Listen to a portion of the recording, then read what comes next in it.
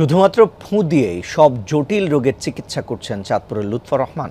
সেই সাথে জিনের আসর এবং কালো জাদুর জন্য তার কাছে আসে নিরাময়। রোগভেদে প্রথমে নির্দিষ্ট ভিজিট নিলেও পরবর্তী সময়ে আরোগ্য লাভের জন্য মোটা অঙ্কের কন্ট্রাক্ট করা হয়।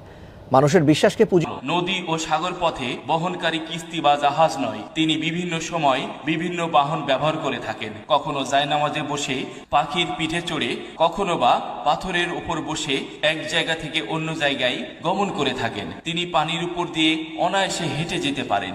আগুনের উপর বসে সাংবাদিকদের প্রথম আলোর যিনি বড় সাংবাদিক, তিনিও আমার রোগী। চাঁদপুরের পুরানবাজার বড় মসজিদ এলাকা, পাশেই ছোট একটি কক্ষে নানা বয়সী নারীদের ভিড়। জানা গেল কবিরাজি চিকিৎসা নিতে এসেছেন সবাই।